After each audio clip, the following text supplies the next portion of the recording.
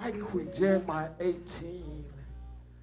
It says, the word which came to Jeremiah from the Lord, saying, arise and go down to the potter's house, and there I will cause thee to hear my words. That's why we come to church. Jeremiah heard the word of the Lord. And the word said, go down to the potter's house so you can hear my word. You heard the voice of God. Now God is telling you to go to the potter's house.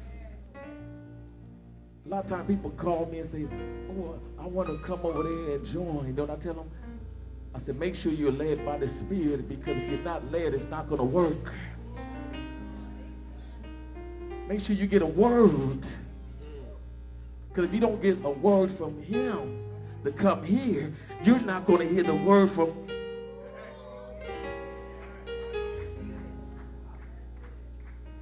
If you're here, the Bible said, my sheep know my voice, and a stranger, maybe I'm not your shepherd, but there's other churches. You got, your salvation is personal. You got to work out your salvation. He said, go to the potter's house, and then you're going to hear my word. Now, unfortunately, they're not preaching the word at the mall or at the movie theaters or at the park or in the club. We got to come to church to hear what? The word. And how can they hear without a what? And how can he preach except he what?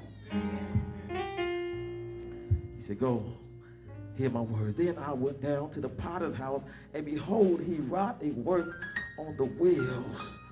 And the vessel that was made of clay was marred in the hand of the potter. So he made it again, another vessel, as it seemed good to the potter to make it. Turn to your neighbor and say, neighbor, for better or for worse. Father, in the name of Jesus, have your way over your word. Anointed, bless it as it is preached. God, allow me to decrease, God, that you may increase, God. In the name of Jesus. No glory for me.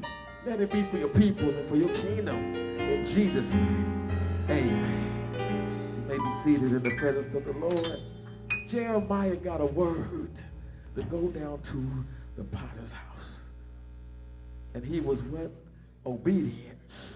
The reason why we're here today is because of what? One man's disobedience, which is our father in the flesh, Adam. That's why we're in the mess we're in the natural. And the reason why we're here today and here, because the obedience of the last Adam, which is Jesus. God is looking for what? Obedience. Obedience is better than sacrifice. Husbands, just keep looking straight. Yeah? I don't want you to get slapped when you get home. But wouldn't you rather have a wife that's obedient than cooking and cleaning? I give up the cooking and cleaning for obedience. See, that's the sacrifice. You're sacrificing. But I need you to be obedient when I say do something. And that's how God is. God, rather for you to be obedient. See, you're sacrificing, singing on the praise team, singing in the choir, playing instruments, deacon, usher. You're sacrificing. But then God said, bless them that curse you. Pray for them that despitefully use you. Do good to them. See, that's the obedience to his word. And we're doing all this sacrificing. But God said, where is the obedience? Jeremiah was obedient. He went to the potter's house, and he walked in, and he saw a potter and some clay on the wheel. And he was making these vessels. And in the process of the clay spinning, it got marred, meaning either there was a rock in it or something caused the ideal that the potter had in his mind, had envisioned. The vessel did not come out that way. sin has caused us to be marred. Let me prove it to you. When we was a baby, we was little Johnny and Tim and Josh, 5, 6, 7, 8. God had us on the wheel. And somewhere along the line, we became Dulo and Looney and Tough Tammy and Rebaloke and Half Dead. We got marred while on the wheel. And God said, you know what? I'm going to make him anew. And he took that crackhead, and now she's an evangelist.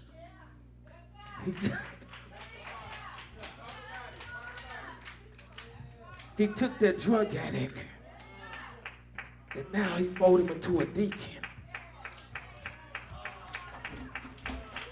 He took the pimp that got marred.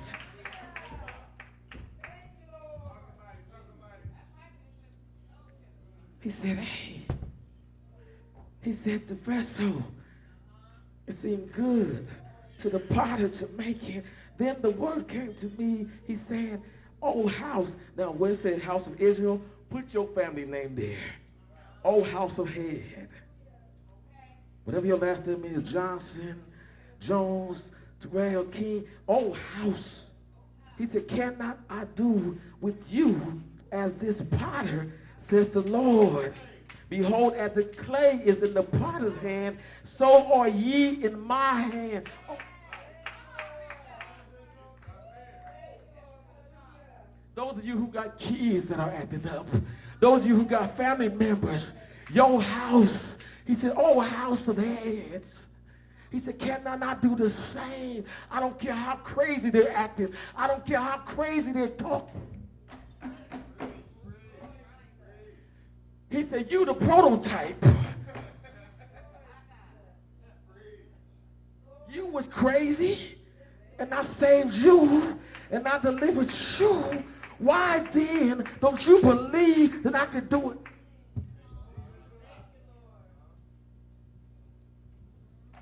What he said, at what instant shall I speak concerning a nation and concerning a kingdom? He said to pluck it up and to pull it down and to destroy it. God said I could do that in an instant. Nation in the Hebrew means goy. In the Greek, it means ethnos, where we get the English word ethnic. God said I could take an ethnic group, African Americans, to take you from being slaves to homeowners, take you from being slaves to business owners. I will take the last and make them first. He said, what nation? I could take any nation or any kingdom. He said, I could pluck it up, put it down, and destroy it. He said, look, if the nation against whom I have pronounced turn from their evil, if my people which are called by my name shall humble themselves and seek my face and pray and turn from their wicked ways. He said, if they turn from the evil, look what he said I'm going to do. He said, I will repent of the evil that I thought to do to them. He said, and at what instant shall I speak concerning a nation and concerning a kingdom to build and to plant? God said, all I got to do is say the one word, and everything in your life will turn around. He has the power. You keep looking for people, but he has the power. So why would you want to be on God's bad side? The one who holds your life in his hands, the one who wakes you up. I know you think it's the alarm clock. I know you keep thinking it's mama. I know. But if God don't touch you,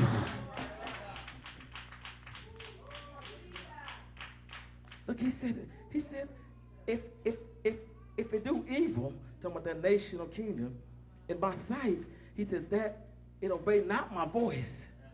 He said, then I will repent of the good, wherewith I said I would benefit them. Amen. Brother Sheldon, Lord always give us a prototype. And what I love about the Lord, you know what he told Israel one day? He said, I didn't choose you because you were the greatest of all the nations. He said, actually, you were the least. That's in the Bible. And God chose us. It wasn't that we best preachers and singers and preachers. It's somebody out there that can preach. I see people online that can sing better than my wife, but their mind is gone. And they just out there singing on a corner for change. Somebody out there that can preach, pray better, prophesy better. God said, I actually chose you because you were the least. And he thought because we were the least, and he picked it, that we would be so grateful. But would you have it? Look what he said. He said, now therefore go and speak to the men of Judah, where my praise is at. Judah means praise. He said, and to the inhabitants of Jerusalem, where my worshipers sat. He said, saying, thus saith the Lord, behold, I frame evil against you and devise a device against you. He said, return ye now, everyone from his evil way, and make your ways and do good. And your doing's good. That's why it's for better or for worse. You have the power. You have the option. He said, make your ways good. Turn from evil. You trying to be a Suge Knight in the house of God? You devil, you. Why would you come to church and try to be a bully?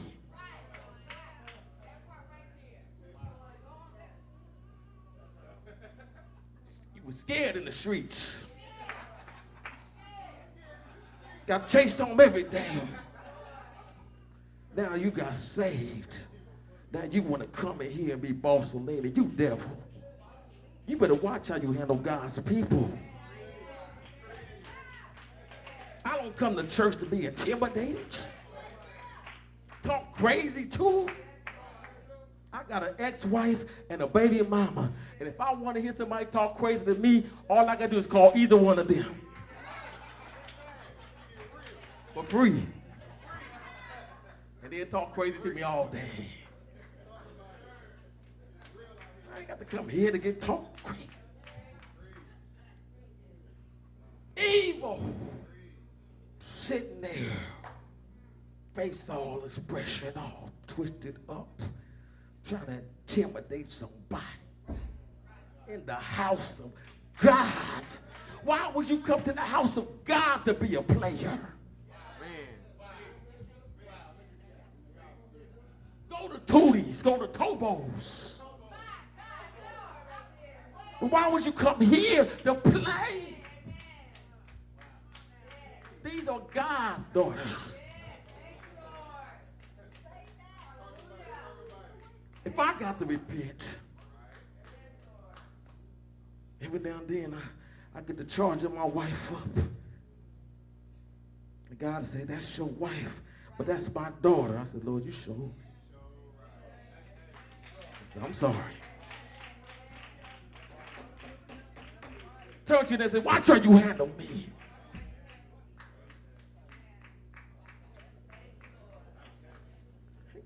And they said, some people saying this right now, look, there is no hope. Verse 12, some people done gave up. We are living in a society who has no hope. Now I understand why the world don't have no hope, because they don't hear the word. Faith come by hearing and hearing by the word. But we got people in the church with no hope. They done gave up on God. They said, man, God's not going to forgive me after this. I done did too much. I done said too much. I done saw too much. No hope. Look what they said. They said, there is no hope, but we will walk after our own devices. No, but I ain't changing for nobody. And we will, everyone, do the imagination of evil of his evil heart. You got people in the household of faith talking like that. These are God's people. These aren't heathens. These are Israelites. These are covenant people that's saying this. Look what he said. He said, what? He said, therefore said the Lord, actually among the heathens. He said, who heard of such things? The virgin of Israel had done a very horrible thing. He said, go talk to heathens. You got heathens that got more respect for the house of God than church people now. A brother came by the other day. We was out there talking, and he was getting ready to, they was out there about to light a cigarette. They getting ready to smoke. He said, oh, no, I can't do that here. And I thought about it. I said, hey, it ain't stopping the church, folks.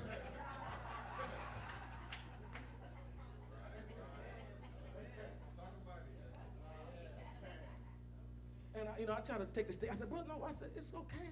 He said, no. He said, I can't do that here. See, that was his conviction. And this is what God is. God said, go talk to the heathens. Heathens got more reverence for men and women of God now than church folks. Heathens got more respect for the...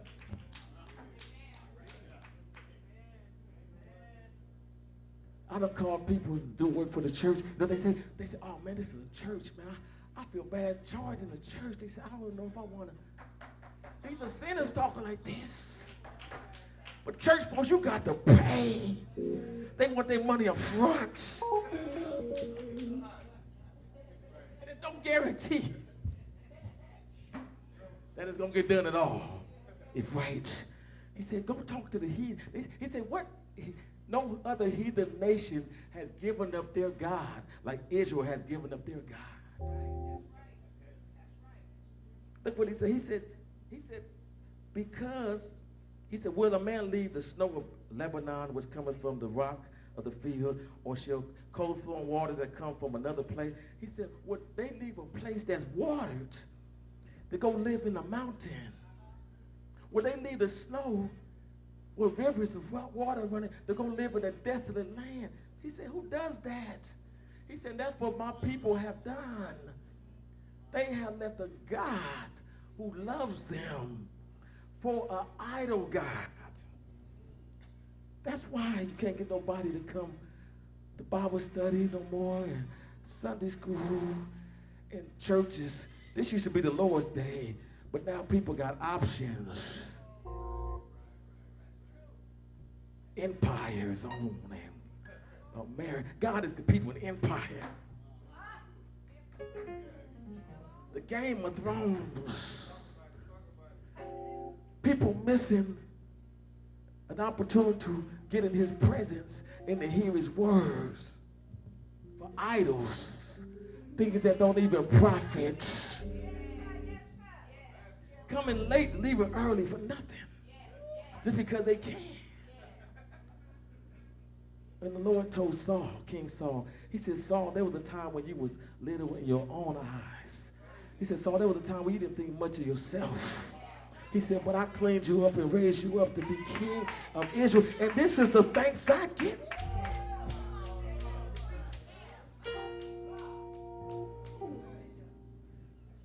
Brother Sheldon, I love this brother. He was my first deacon. Amen. I said, brother, hang in there with me. It's going to be greater later. Amen. Brother Sheldon came here on foot. Amen.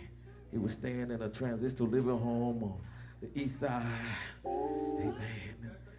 And he came faithful, and he was faithful. And I watched the Lord bless him with a job. He got fired already twice from the VA, and the Lord restored him back at the VA. Then he got his Section 8. Then he got 1 car, 2 car, 3 car, 4, 5 cars, 6 cars, 7 cars more. And I'm just watching this, you know. I said, I know where he came from. But I didn't know him when he was out there. He said he used to get so high, he'd be in a pole all day for hours stuck like this on PCP.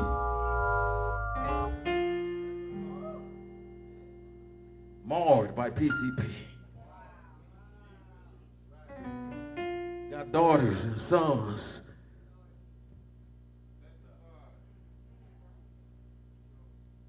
And the Lord blessed his brother.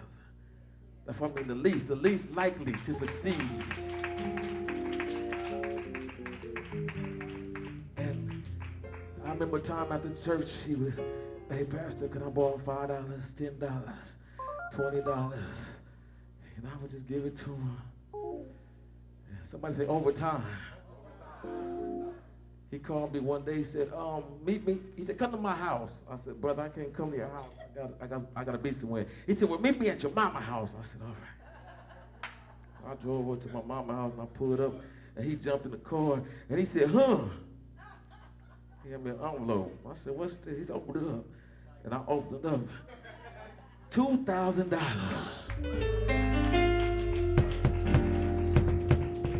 I said, what's this? He said, brother, I believe every word you say. He said, I've been watching you. I've been listening to you. He said, I started off giving $1 every Sunday. Then I started giving $5, then $10, then $20. He said, now I give $50 every Sunday. He said, and I want to be like you. I want to be able to get a Lord $100.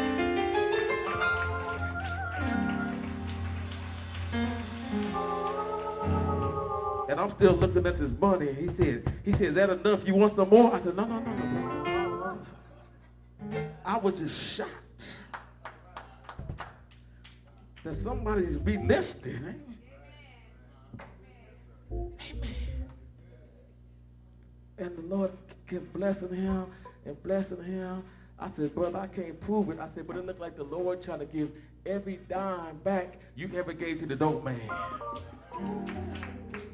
But this is what I told him. See, when you love people, you got to tell the truth. I said, now, brother, I said, the Lord is blessing you. I said, don't start doing the goofy on Jesus. I said, this stuff will disappear so fast and make your head spin. The Lord giveth. The Lord taketh away. Blessed be the name. So we have a prototype right here in St. Paul. And because God has no respect to person, we don't get jealous of the brother.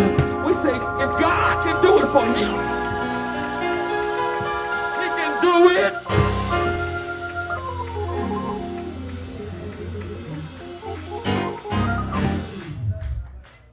When the Lord raised Lazarus, this is one of the last miracles he performed. He went and raised Lazarus from the dead. You know what he did? He went and set Lazarus right by him and didn't say nothing. And people walked by and they knew who that was. He had Lazarus on display. He didn't say nothing. They were walking by like, wow. Yeah. God wants to use you as a display case. He allowed them to see the good, the bad, and the ugly. So when he turned it around, now when he do it for you, don't get to talking about, well, you know, my education, my degree, my pedigree. When God do it for you this time, you're going to give him all the glory, all the praise, all the honor. The Bible said that was the locust and the caterpillar and the palmer worm and the cankerworm ate up. I want to restore unto you.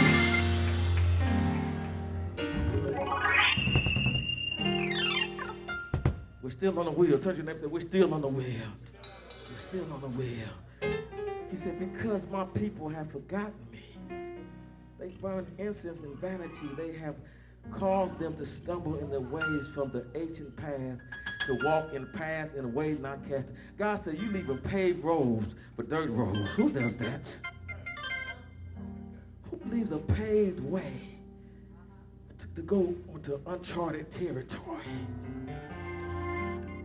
Every now and then, believe it or not, I keep telling people I don't have good sense. Every now and then when I drive to Vegas, it'd be like a house way over there I see. And I just want to veer off the road.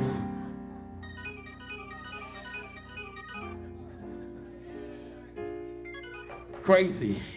That's what some of us have done. We have left a paved road. God has paved your life. He has paved your way, and you left a paved road.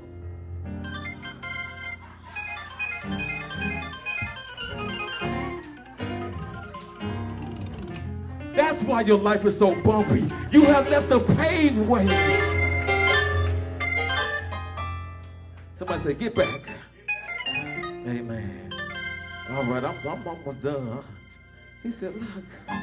He said, they make their land desolate, perpetual hissing. Everyone that passes thereby shall be astonished and wag their head. God said, people walking by this is how the world walk by the church.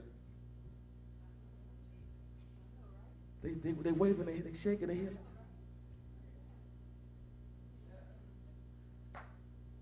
They're waving their head, they laughing.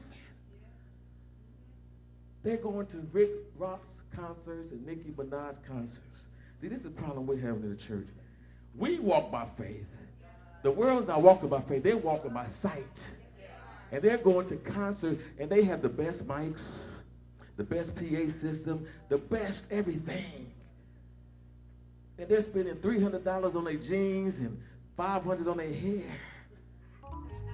And then they're coming to the house of the faith, and they say, man, y'all God is cruel. Y'all don't have central AC in here? I don't want to go in there, my hair gonna sweat out. Y'all God is cruel. He got y'all living like this. See, we're trying to convince the world that our God is greater than the God they're serving. But they can't see it.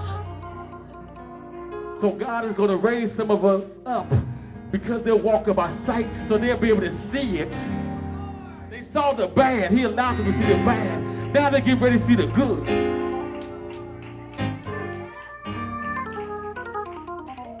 Throw your hands and say, Lord, use me to do it. Lord, I'll tell them about you. Now this is where it gets tricky. When he sends them to you, you can't be starstruck.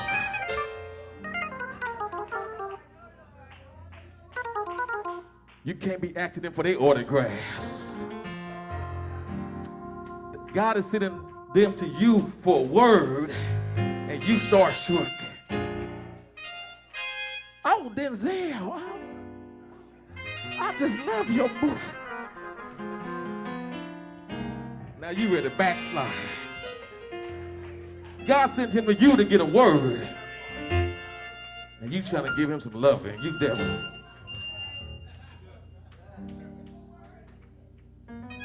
The world has all this money and no Jesus. And we got all this Jesus and no money. It's time for us to make a change.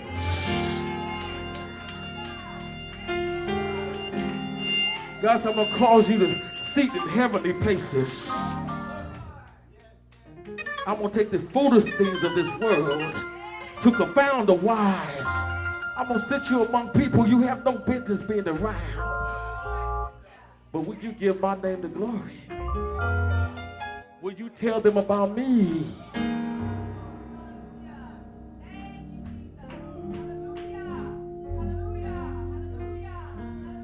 It's getting ready to happen. It's getting ready to happen. And for a second time, I'm going to skip down. They said, look, come let us devise devices against Jeremiah. For the law shall not perish from the priest. They said, if we get rid of Jeremiah, the law is not going to perish from the priest. They said, look, no counsel from the wise, nor the word from the prophet. Come, let us smite him with the tongue, and let us not give heed to any of his words. You got people that come to church. They don't come to hear the word. It don't matter what I say. Bishop White say, Bishop Jones say, they did not come to hear the word. Some people use the church as a social gathering.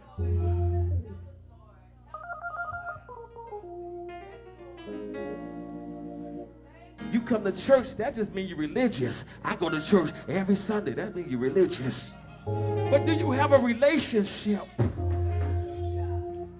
So you can tell the ones who have a relationship, The praise team ain't got to tell them to stand up. They just start standing. They just get lost in Jesus.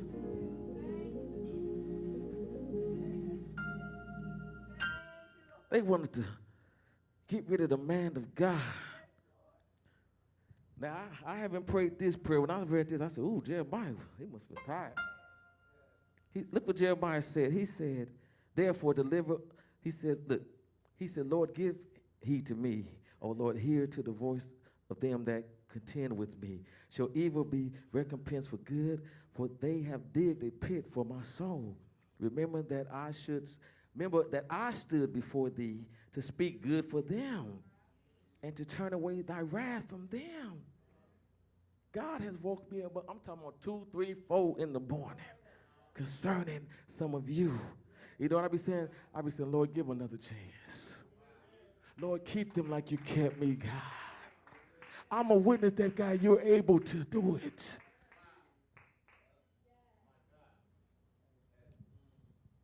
Praying. Jeremiah said, I'm the one that spoke good about them to you, and now they want to talking crazy about me. A prophet is without honor, except in his own home. They got to talking bad about Jeremiah. Look what he said, though. I ain't never prayed this prayer. He said, look, he said, therefore deliver up their children to famine and pour out the blood by force of the sword, and let their wives be bereaved of their children and be widows, and let their men be put to death. Let the young men be slain by the sword. I said, Jesus. It's a man of God talking like that.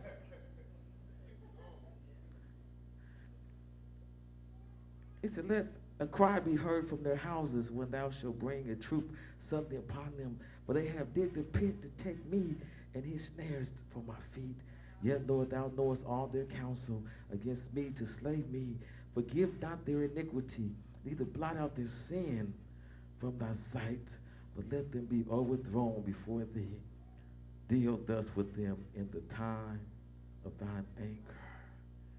One thing I skipped, the Lord said, look, he said, I will show them the back and not the face in the day of their calamity. The last person you want to turn their back on you is God. Come on.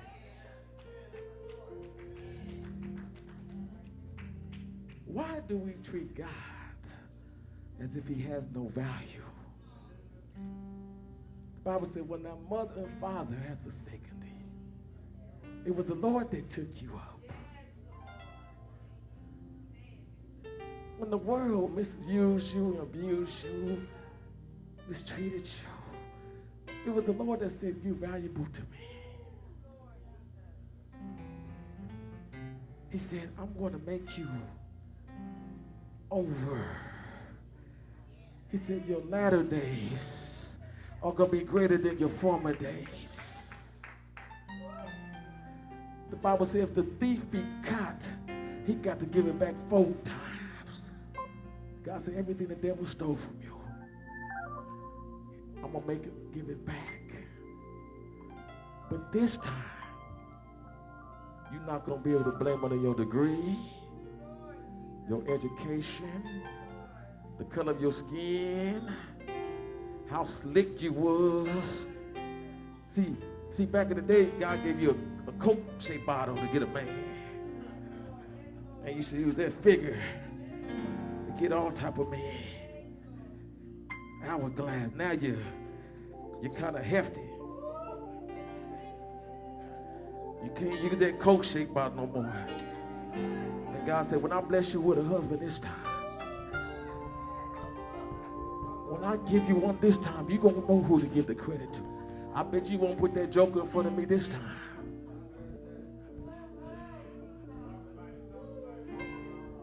This time when I bless you with a job, I bet you when we talk about, can I work on Sundays this time?